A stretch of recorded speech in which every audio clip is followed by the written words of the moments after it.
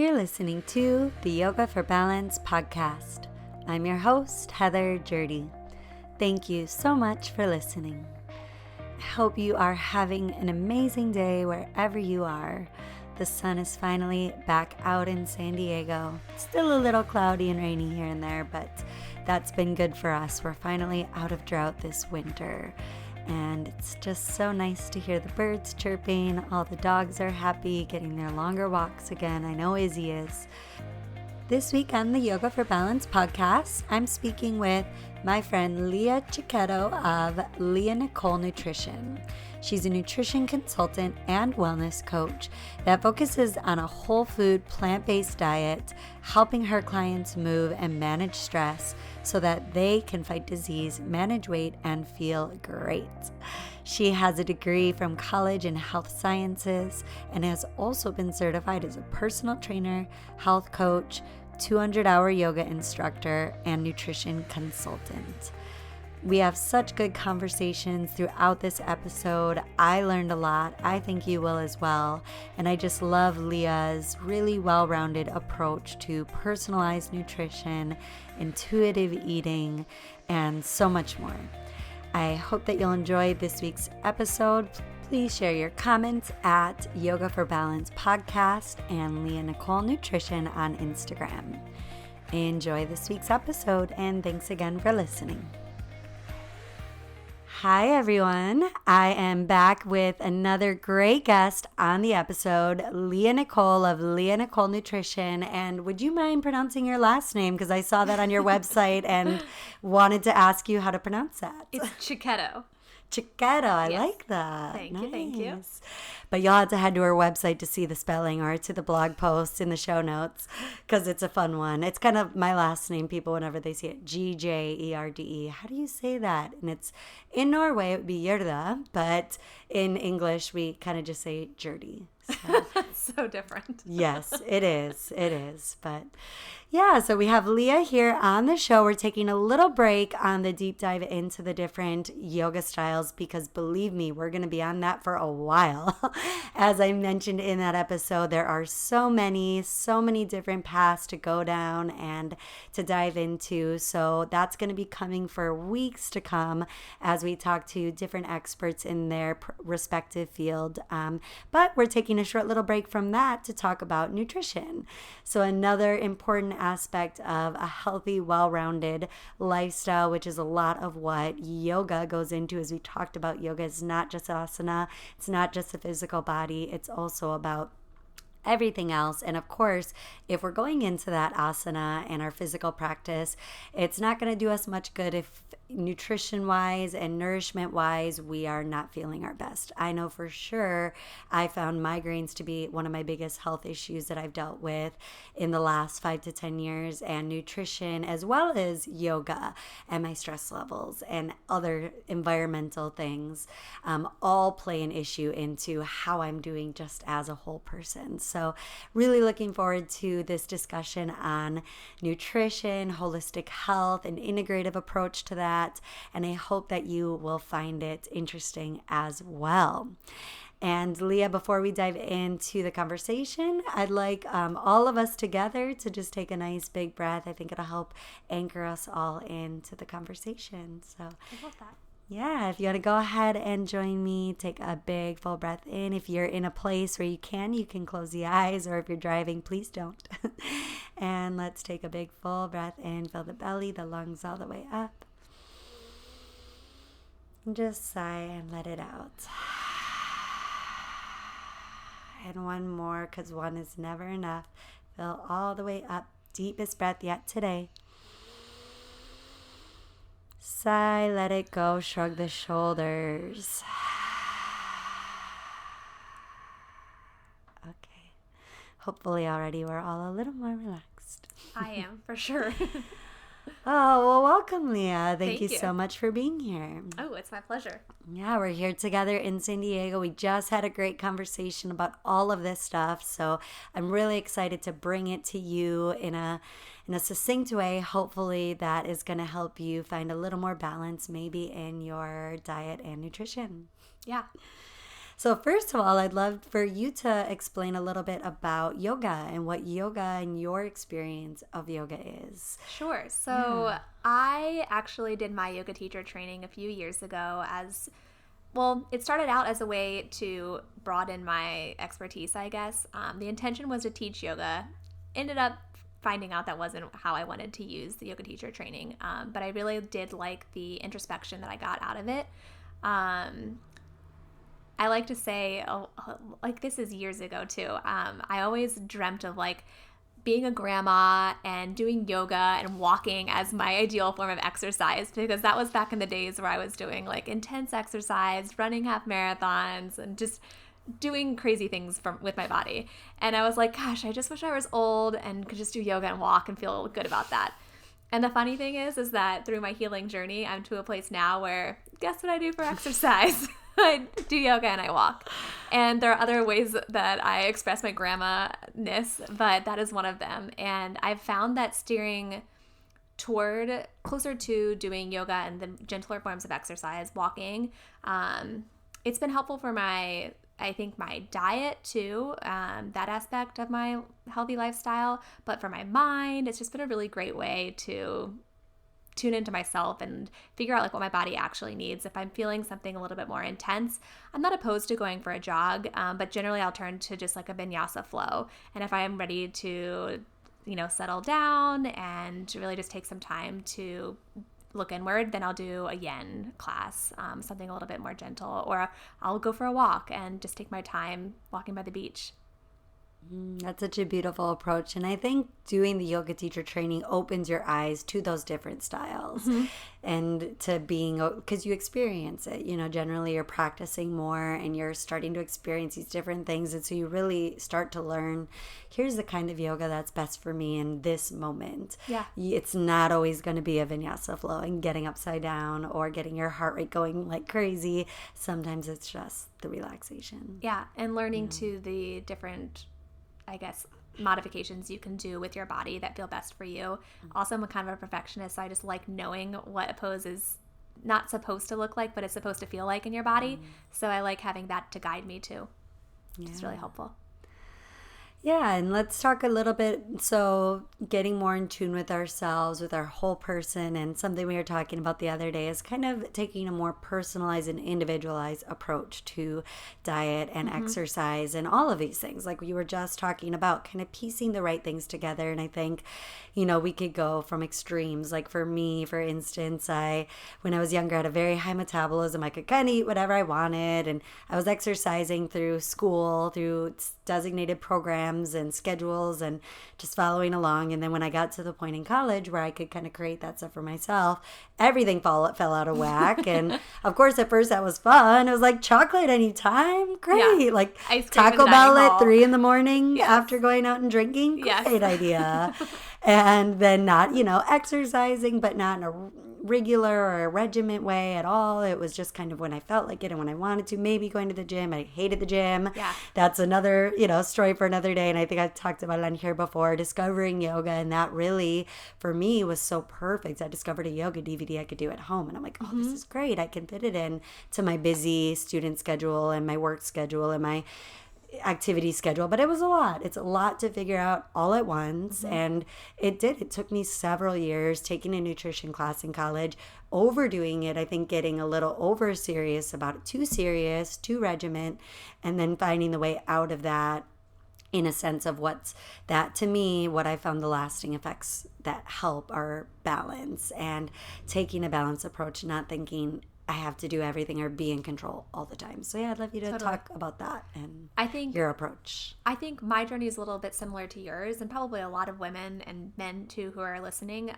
But it took me a really long time to find balance. I guess my diet journey, which is kind of silly to think about now looking back, but I think I first started thinking about diets and kind of judging my body probably in middle school or even maybe like the end of elementary school, which is crazy to think about. But I would dabble in diets. I would print meal plans off of the internet. I started exercising in like a regimented way in probably my early years of high school. So like 14, 15, I would go home and walk on the treadmill. And that was when I was just starting to learn about nutrition. Obviously, I was doing it a little bit for the physical effects too, and just to feel good in my body and like what I looked like in the mirror. But that quickly went down like a scary path for me, at least, and it led to eating disorders. And I battled eating disorders and disordered eating through the rest of high school, through college, after college. And it's really taken me until the past couple of years to find balance. And balance looks different for everyone, but for me, it's finally not tracking my calories, tracking my macros, not even in my head, because for a while I was like, oh, look at me, I'm not tracking, I'm not counting calories, but I was doing it mentally. I don't know who I was trying to kid. But I'm really to a point now where like I eat when I want to eat. I think for a while too, I was stuck on like, oh, it's breakfast time, it's lunch time, and packing snacks, which I think we can talk about this later. I would think it's good, but kind of like eating in anticipation of being hungry later, or like packing food in case I get hungry, or in case I'm in a situation where I need food, like always thinking about food, always planning for eating or not eating. And it was exhausting. And I am just so grateful that I finally have gotten to this place where food is still really, really important to me. Obviously, it's like what I do for a living, but it's more of an afterthought now than taking up all of my mental space all of the time. At the same time, I think that I call it, at the same time, I think the exercise part of that has also become a lot more balanced. Like I was saying before, I was doing a lot of like running long distance, doing CrossFit, doing weight training, and I always had chronic back problems, which I don't think that kind of exercise was helping at all. Ironically, I was in a car accident and was seeing a chiropractor, and they were like, you got to cut out the intense exercise for now. And then I did. And my back pain went away. So I was like, okay, there's something to this whole like intense exercise thing. So I stopped doing it. And I realized when I stopped doing it, I didn't gain weight. Like that was one of my biggest fears at the time, was like, okay, well, if I'm not burning all these calories, like what's going to happen to my body? Turns out nothing happened to my body. Our bodies are so much smarter than we give them credit for being. And I think when we do best by our bodies will do best by us. But I call that mindset the burn and earn when it comes to exercise, because I think so many times we're exercising to burn calories or to earn more calories, to earn wine or to earn chocolate. And you've seen the t-shirts like we'll run for chocolate or like we'll run for peanut butter or whatever it is. But when we get stuck in that mentality, we get stuck in that like restriction binge cycle, and it's so hard to get out of. So I think it comes down to both. I think it's food for sure, and getting away from like the diet mindset and tracking and counting everything that we put into our bodies, and listening a little bit more to what we really want. And then it's also exercising intuitively. And for me, that meant yoga and walking, when I actually sit down and ask my body, like, what do you want to do today? And like I said, sometimes I wake up and I'm like, okay, I got some energy to expend, and I'll go for a jog or something like that. But it's not like I feel like I have to, and it's not like I won't eat dessert if I didn't jog. So it's just a lot more balanced mindset and a balanced approach to both eating and exercising now. Yeah. Oh, that's beautiful. Yeah, and I think it's so important. And, I think there's something to, like, we have to learn at some point. Yeah. And you find the wisdom through trying. So, for a lot of years, I think I was trying different things. I think a lot of people try different things.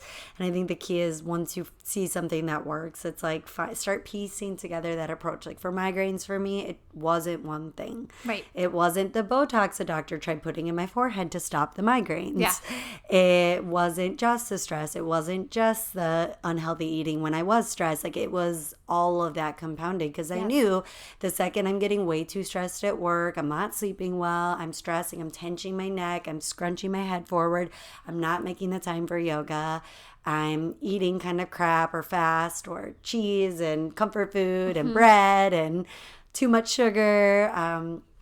But when I'm really being good, a majority of the time, when I'm not in those places and when I'm thinking about it, I'm eating nourishing foods. I'm putting a lot of color on my plate. I'm drinking a lot of water. I'm not drinking too much coffee. I'm noticing when I'm stressed and doing things that counter that. Okay, that might mean I need to go to yoga. I might need to go to meditation. And if you're feeling stressed and anxious, a vinyasa class probably isn't the best option. So going a more slow routes. You bring up a couple of good points that I'll touch on really quickly.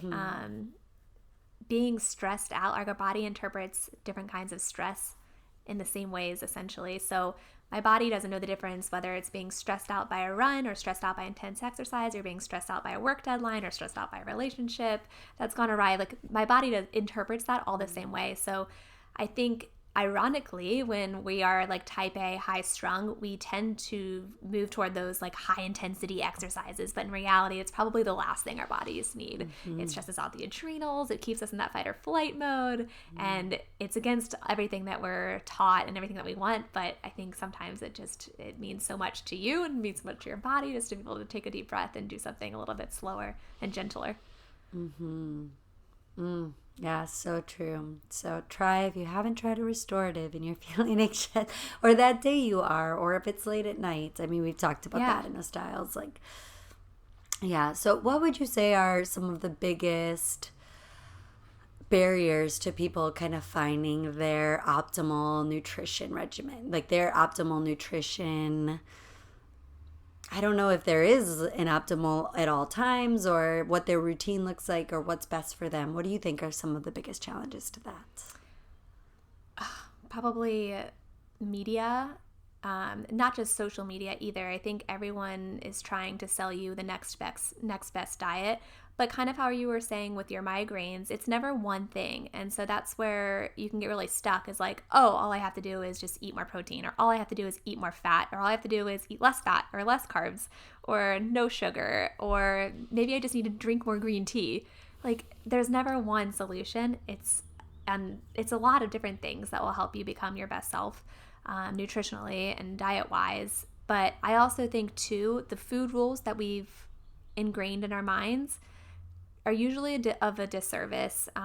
If you're cutting anything out or eating anything on a regular basis, I would just ask you, like, why? Why are you doing that? And if you can answer honestly that, like, okay, because it really feels good in my body, or I notice that it really boosts my energy, or it helps me sleep, or if there's a real reason that you're doing something nutritionally, keep doing it. And it's benefiting you, keep doing it. But if you can't answer that question, then go be curious. Like, think about it. Why am I doing it? Is it because I think I'll be skinnier if I do it? Is it because someone told me it's better? Is it because I think it's right versus a wrong thing to eat? If those are your answers, then I would just encourage you to just explore, and obviously do it with a little bit of grace, because sometimes those food rules can be deeply ingrained and come from a place that might be a little bit hard to go to. But oh, that brings up the topic of the coconut oil, the whole debate about coconut oil, because it was this, and I love your opinion on this. You know, I've been a big fan of coconut oil because I hear at high temperatures it's not cancerous. It doesn't turn into a carcinogenic like many of the other oils. You know, at first the taste took a little while to getting used to. I like coconut, but I'm not a huge coconut person. Right. So the taste took a little getting used to, but I was reading about all the the benefits of it being high fat, a healthy high fat, not healthy that it was high fat, but a healthier fat for you. And again, that temperature wise. But then there was, this article about how bad coconut oil actually is. And it's just a coconut oil, people trying to sell coconut oil to you.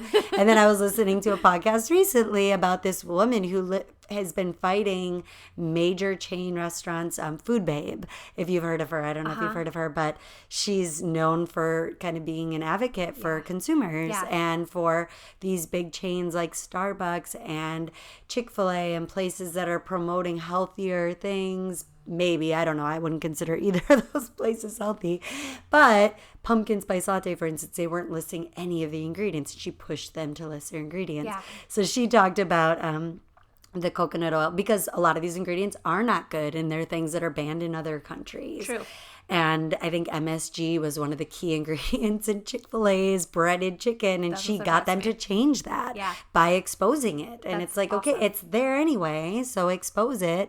And now they worked with her to create better food ingredient policies there, which was amazing. That is amazing. So she has dedicated her work to this. It started as personal curiosity and a blog, and she ended up leaving her full-time job to do this food advocacy work.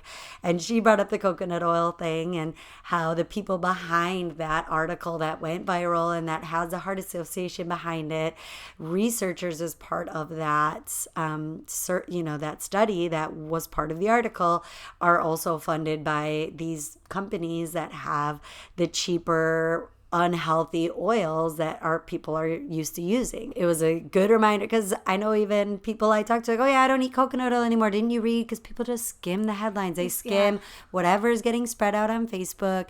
They might see American Heart Association associated, so they just assume, oh, I can trust that whole thing. I'm never eating coconut oil ever again.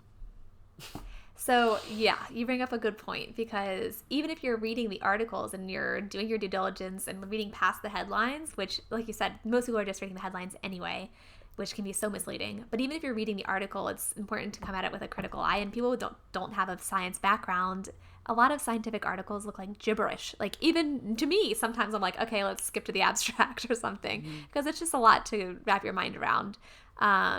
But looking at who's sponsoring the article and looking at truly like what they were actually looking at, because a lot of the studies on like saturated fats, for instance, are coming from like processed meats. Well, of course, they're going to lead to negative health effects.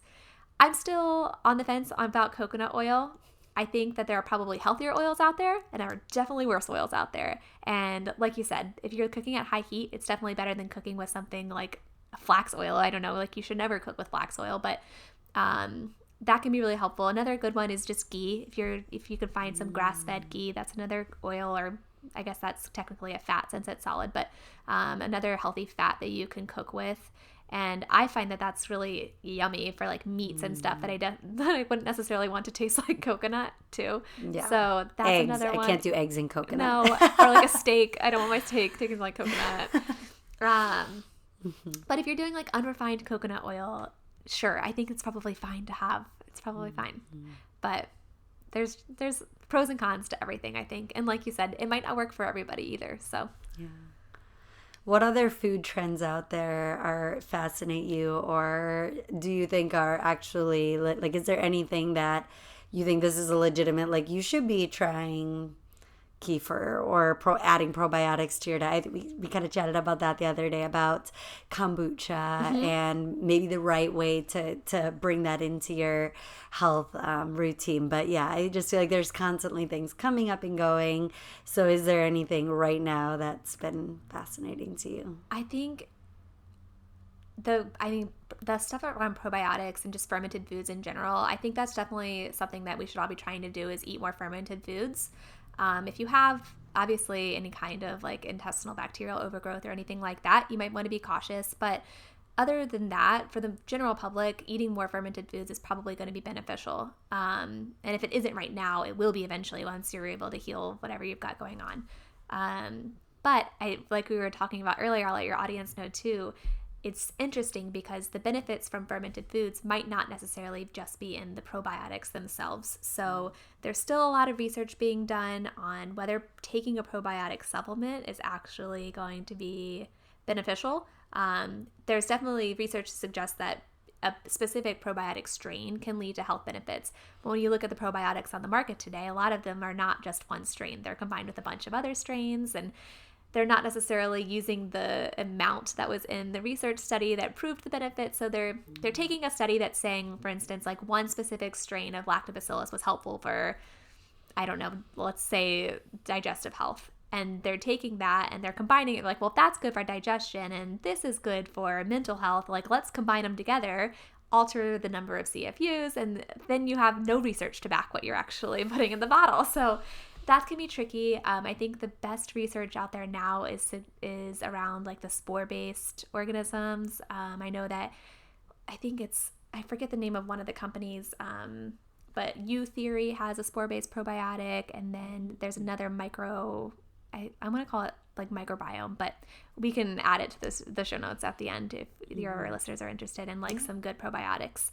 But that's another way that they're doing some research to see like what actually lasts until it gets to the large intestines for the most benefit, because our stomach acid is pretty strong for most of us, at least. That's going to kill any probiotic that we take in a supplement form. So that's kind of a tricky road to go down too, whether the probiotic you're taking is actually benefiting you. And like I said, if you actually experience the benefits, then great, keep taking it. But if you're not, don't keep taking it just because you feel like you should be. If you're not getting any benefit from it, move on to something else, or just try eating fermented foods. Like you said, kefir, yogurt. If you can do dairy, kefir and yogurt are great. Kombucha. Kombucha can be high in sugar, so just be careful. Look at the labels. I like the GT's kombucha. I love that one. You can even find like sauerkraut, of course, which is a tough one to get used to. You gotta acquire a taste for it. But you can even find like pickles that are actually fermented instead of just jarred. So that can be something that most people are used to eating. Just buy fermented pickles instead of just typical shelf pickles. How might you recognize because I think that is a big buzz thing right now as well, that people are hearing a lot about your gut biome and whether that's in balance or not. Yeah. So how might someone recognize or know what might be a sign that it's out of balance, that you're out of balance and you might need to add more fermented foods and things like this? Even though you're saying we all pretty much should. Yeah. But if you have a serious imbalance and this could help you, are there any major signs that you're out of balance? There's a lot. And I think that a lot of people would argue that if you're experiencing any kind of health issue, it's originating in your gut. I think more and more research is showing how powerful our gut microbiome, how powerful of a role it plays in almost every ailment. That can be anything from like mental health to just, what you would normally associate with just like digestive health. Like if you're not going to the bathroom every day, at least once a day, so if you're struggling with constipation at all, that might be a microbiome issue. On the opposite end of the spectrum, if you're having like loose stools or diarrhea, that could be a microbiome issue. If you struggle with anxiety or depression, that could be definitely a microbiome issue, because our microbes in our gut, they're in charge of producing vitamins. They're in charge of just keeping that space healthy so that we can create the neurotransmitters that we need to create, which ties into mental health. They play such a big role in our health, so it makes sense that a lot of these diseases would be linked back to it, but I don't think we know enough yet to be able to prescribe a probiotic to someone for that specific ailment. But there's definitely a lot more research coming out that is showing like specific strains can help with things like mental illness. So it's exciting. It's definitely an exciting area of research. It is. And bringing this back to yoga, there's a reason why yoga and ancient texts talk about nutrition, because if you're dealing with imbalances and indigestion and your body's just not feeling good, then you're not going to be able to be present. How can you ever get to that place on your mat where you're present and you're uniting with the universal consciousness because your mind is like, oh, but my stomach hurts, or I have to go to the bathroom, or I don't feel good, or again, my head hurts, or I have anxiety, this and that. So yeah, I think it's just such a key aspect of living a whole, integrative and nutritious and nourishing, starting to reframe our mindset around, like you said, food, because I have to eat this, or only eating a certain type of food, but like finding the mindset around this is nourishing me to live my best life. Yeah.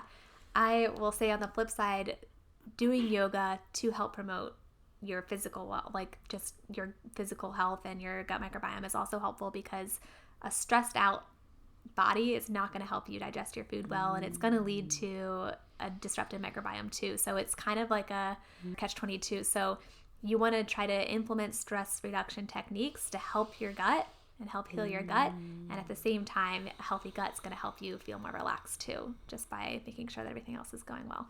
Oh my God, yeah, it's all connected. Connected. Because when I'm stressed out, I tend to not want to eat. Like, I lose my appetite. I'll get really bad acid reflux. Like, I just feel terrible. Yeah. And I know, like, we talked about this as well, and maybe we could go down this topic, is overeating. Like, on the other side of that, someone may overeat. So I guess, what would your advice be to someone if maybe they're overeating due to stress, or maybe undereating, for both sides of that coin, their eating's being affected by that? Yeah. So I'll start by saying, when you're stressed out, it's always important to take a few deep breaths before you eat, because your digestion runs on like a completely separate system than your digestion and your stress response are different systems. So your digestion is your like rest and digest. It's your parasympathetic nervous system. Whereas when you're stressed out, you're running on your sympathetic nervous system. That's your fight or flight. So when we're stressed, our bodies are not doing what they need to do to digest our food. Our digestive enzymes aren't being secreted. Our hydrochloric acid in our stomach, like our stomach acid, is not doing its job. It's probably low. So that explains a little bit too why you might be experiencing acid reflux when you're stressed. And that might be the reason why we're all struggling with our gut microbiome issues, because I think a lot of people deal with stress on a daily basis. So taking some time to just tune in, get that parasympathetic nervous system activated by taking a few deep breaths is really, really helpful before you eat. And I think too, if you're able to do that, a lot of times the urge to overeat might dissipate. That said, there are other things you can do to try to help you with overeating, especially in response to stress. I always tell my clients that unless you have an alternative that is as good or better than your current behavior, you're likely not going to be able to make that change, right? There's got to be some sort of the pros are outweighing the cons. And until that happens, you're not going to have the ability to make the change happen. So it'll start by probably making healthier swaps. And then eventually, if you decide you don't want the behavior at all, you can phase it out. So if your go-to is a glass of wine at night and maybe you're overeating chocolate along with it, then maybe you start out by swapping out the wine for herbal tea. And that's an easy swap. It's not going to give you the same buzz, obviously, that wine might, but if you can start with if you're already used to pouring something healthier.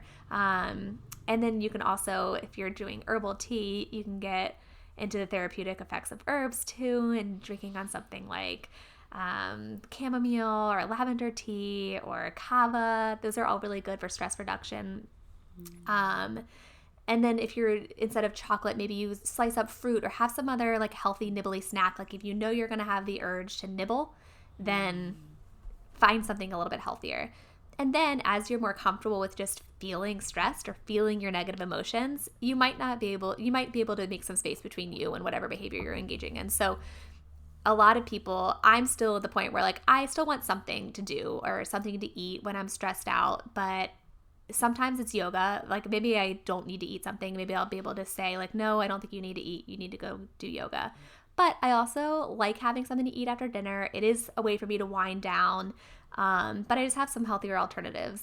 Right now, it's still chocolate, but there's this dark chocolate at Trader Joe's that is, it's going to take some getting used to for the people that aren't dark chocolate fans, but it's 100% dark chocolate. No. Super dark. Oh boy. Oh, super dark. Yeah. I tried that in Ecuador. You like did? The dark, not at Trader Joe's when I was in Ecuador, because they're known for their chocolate. I tried like every percentage leading up. Yeah. I found my sweet spots in like the 70s. I can dabble in the 80s. Yes.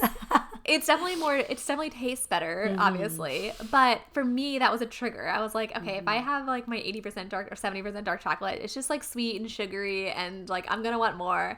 But I found this 100% dark chocolate, which still satisfies my chocolate craving, because in my head, I'm like, oh, I'm eating chocolate. But it has no added sugar and I can just feel a little bit better about doing it. And obviously, if you feel like you're in a place where you can eat like a square or two of 70% dark chocolate, then do that. But for me, if I'm feeling like I'm probably going to overeat, then I'll just find a healthier alternative or find something else to do that will actually help me reduce my stress. Because at the end of the day, eating is not going to help get to the root cause of your stress. But yoga might. Yoga might actually help you de-stress. Yeah, I think it's an easy distraction, if you just don't want to think about it. It could take a lot of time. It's a big part of our routine as well. So it's an easy distraction to just go to the cabinet. What can I see? Go just open the fridge. Like how many times you just open the fridge because you're bored? Right. And it's like you're not even hungry. Satisfaction too, which I think it's helpful when you're in a time of like, I need something now, then and just from past experience, that having that chocolate is going to make you feel better in that moment, and having the glass of wine is going to make you feel better in that moment, or eating the bag of chips right then and there, it'll make you feel great. But then an hour from then, what's going to happen? You probably aren't going to feel that great physically. The problem is still there, whatever was causing you to overeat. So the more you can do to just feel comfortable with feeling uncomfortable, whether that's journaling or just sitting, if it's yoga and actually just tuning into your body and tuning into your breath, that can be really, really, really helpful. But that was another, I guess, huge part of my healing journey was, the stopping the tracking, easing up on the exercise, but then also being more comfortable with feeling feelings, which is not as easy as the other two, I will say. So just being okay with feeling sad, because I think our natural instinct is to fix it. And a lot of times we're fixing it with food. So if you can just kind of rewind a little bit, figure out what you're actually feeling. Is there a better alternative? And if you aren't able to engage in the alternative at that moment, at least you know it exists. So even if you decided to choose food then, you know now that there is something else you probably could try to do the next time, whether it's taking a bath or calling a friend, going for a walk. Those are all so nice. Is there anything else that about nutrition, this more integrative approach, that you wish more people knew or thought about? I think that it's not as black and white as we like to make it out to be. As much as we like to say, like, this food will help with this and this food will do that. True, but I don't know anyone who's eating just one food. So it's more of just like you said, a holistic, integrative approach. Try to eat mostly good foods most of the time, but the nourishment aspect of it doesn't always have to be nutrition, right? It can just be nourishing in another way. So I like to like, for my clients specifically, if they give themselves a hard time for like falling off track or like whatever that means, I help them pinpoint like, okay, what purpose was that food serving? Because it was serving something, it was helping you in some way or you wouldn't have done it, right? So whether food, it could have been, helped them relieve their stress right then and there. It could be that, oh, well, my friend turned 30 and we went out to celebrate and I had too many cocktails and ate too many French fries. And they're like giving themselves a hard time. I'm like, okay, but that's fine. That food and that drink went into the friend bucket or to like the celebration bucket. It doesn't always have to go into the nutrition bucket, right? So I think primarily food should be for fuel and nutrition and giving us the nutrients that we need, but it also has a lot of other purposes. And I think we tend to neglect those other reasons why we eat when we're focused so much on like diet, right? So I like to help my clients see the other reasons why we eat and to be okay with it most of the time. Obviously, if you're turning to food as a coping mechanism too often, then that is not necessarily the track we want to go down. So finding better coping mechanisms. But in general, it's okay to eat food for fun or for pleasure or for celebration once in a while. In honor of the show title, what does balance look like to you? Kind of what we were talking about, balance is being able to identify like what my body is feeling and not react to that in a way that I feel like I should or that I would have in the past, thinking about what my body really wants in that moment.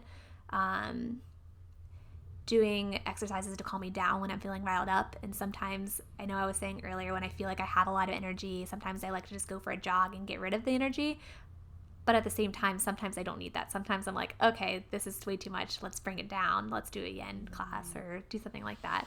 So my idea of balance is that it's just kind of figuring out what my body needs and responding to it in a way that I feel good about. It doesn't look perfect all the time, obviously, but my goal is to just kind of tune in a little bit more instead of following rigid rules. And do you have a 10-minute tip? If there's one thing people at home could do today to start finding more balance, what would you recommend? I would say go for a walk. I've never felt worse after I go for a 10-minute walk. It gives me the headspace I need. It gives me the creativity I'm craving. It always helps no matter what I'm feeling. Going for a 10-minute walk can help. And I know it's not really accessible to a lot of people in the country right now if it's cold weather, but just get up and move your body for 10 minutes if that's what it takes. Or maybe you don't. Maybe you sit and you do a deep breathing exercise, but doing something just for you. That's what I would do with the 10 minutes. Love it. Yes, I'm a big walker. Yeah, you do. I love that Izzy gets me to walk. Thank you, Izzy. Well, great. Well, thank you so much. Where can people find you if they want to follow up online, check out what you're doing? Yeah. So I have a website. It's lianicole.com, and my first name is Lia. Nicole is Nicole. So it's lianicole.com, and then I'm on Instagram and Pinterest at Lia Nicole Nutrition. Great. And of course, I'll link that up in the show notes so you'll be able to get access to her websites as well as a bunch of the things that we talked about today. So some of those probiotics and resources for you to, maybe start implementing some of these things into your healthy lifestyle. Thank you, Lia. Really appreciate you being here and taking the time to share your wisdom with the world. I really appreciate it and appreciate the great work that you're doing helping people to feel better in their bodies and mind, spirit, all of it. Oh, thank you. It was a pleasure to be here. Thank you. Thank you for listening to another episode of the Yoga for Balance podcast. This is your host, Heather Jardine. I hope you enjoyed this content with Lia. Thanks again to Lia for taking the time to be on the show and share your wonderful wisdom with the world. Access the show notes and links to things that we mentioned during today's episode by visiting our website, vintantra.com, vintra.com. Last but not least, please remember to subscribe wherever you listen to your podcasts on Spotify, Apple Podcasts, and everywhere else, and help our show grow by leaving a review and star rating while you're there. Until next time, namaste.